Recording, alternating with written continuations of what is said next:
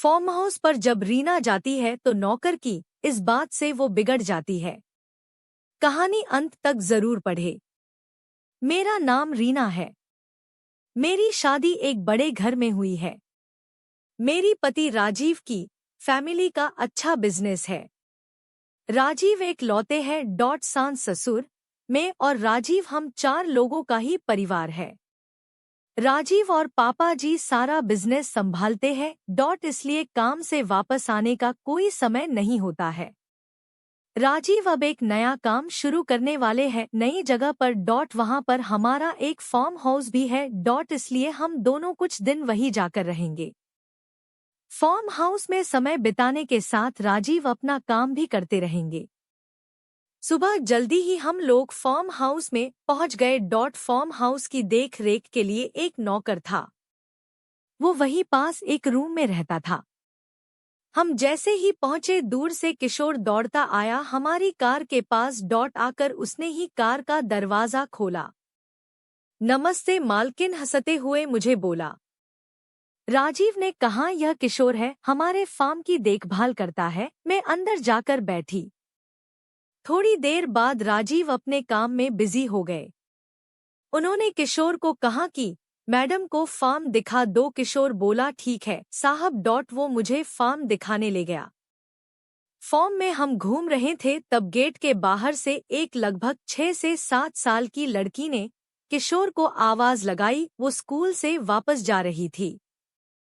किशोर बोला मैडम मैं आता हूँ। वो गेट पर खड़ा उस लड़की से बात करने लगा। मेरी नजर पड़ी तो वो लड़की मेरी तरफ ही देखे जा रही थी। फिर वापस आकर बोला मैडम आप आराम करिए मैं आता हूँ।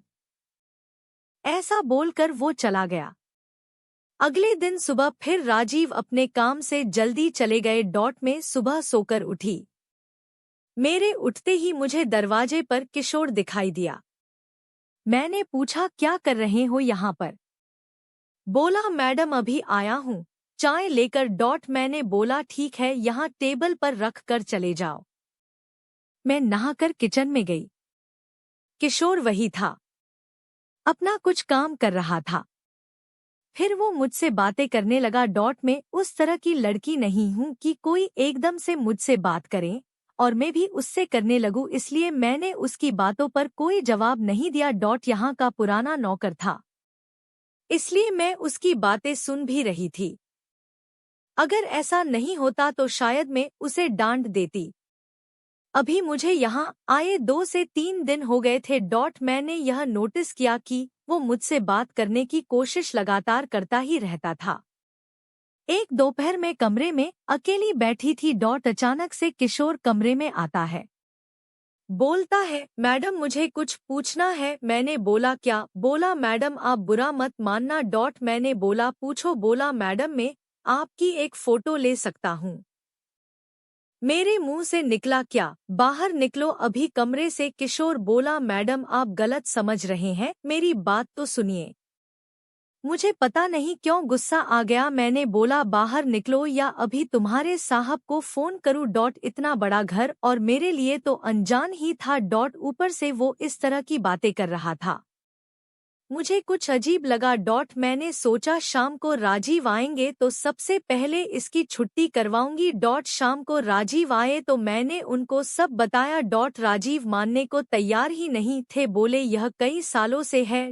उसकी एक बच्ची भी है। तुम कुछ गलत समझ रही हो उसकी बच्ची के बारे में, मुझे पता नहीं था। मैंने बोला कई सालों से यहाँ कोई लड़की भी नहीं आई थी। राजीव ने बोला रुको अभी बुलाकर बात करते हैं। राजीव ने किशोर को आवाज लगाई। किशोर आया तो राजीव ने बोला क्या हुआ किशोर? तुम्हारी मैडम कुछ कंप्लेंट कर रही है। साहब मैंने सिर्फ फोटो लेने को कहा था। राजीव ने पूछा क्यों चाहिए तुम्हें फोटो? किशोर बोला साहब आप तो जानते हैं मेरी 7 साल की एक बच्ची है। उसकी माँ उसके पैदा होते ही चल बसी थी। और जब वो 2 साल की तब हमारे घर में आग ला गई थी। भगवान की कृपा हम तो बच गए, लेकिन उसकी माँ की सारी निशानियाँ खत्म हो गई। बिना माँ की बच्ची को संभालना बड़ा मुश्किल होता है साहब। मैडम उस दिन जब मैं आपका फार्म दिखा रहा था तब स्कूल से घर वापस जाते वक्त उसने हमें देख लिया। मेरा घर यही थोड़ी दूर पर है। उसकी दादी उसे संभालती है। हमेशा मुझसे पूछती रहती थी कि पापा मेरी कैसी दिखती थी, कैसी चलती थी, कैसे बातें करती थी। में उसे कहता था वो बहुत सुंदर थी। यहाँ गांव में उसके जैसा कोई नहीं है। आपको जब देखा तो उस दिन मुझे उसने यही पूछा, क्या पापा मम्मी ऐसी थी? मैंने उसे कहा हाँ ऐसी ही थी। तब से जिद पर अड़ गई कि मुझे मैडम से मिलना है। वो मेरी मम्मी जैसी है। स्कूल नहीं जा रही में, इसलिए आपसे बात कर रहा था कि आपको यह सब बता सकूं। लेकिन आपका स्वभाव अलग है।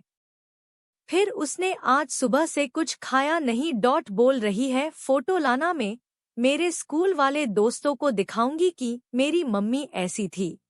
तो मैंने बोला कि मैं तुझे फोटो लेकर दिखा दूंगा। वो बोली पक्के से लाना। इतना कहकर किशोर फूट फूट कर रोने लगा।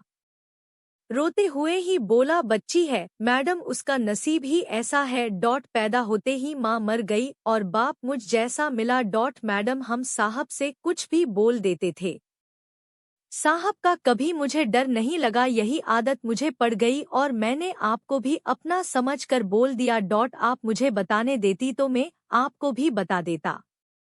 किशोर की बातें सुनकर मुझे अपने आप पर गुस्सा आया।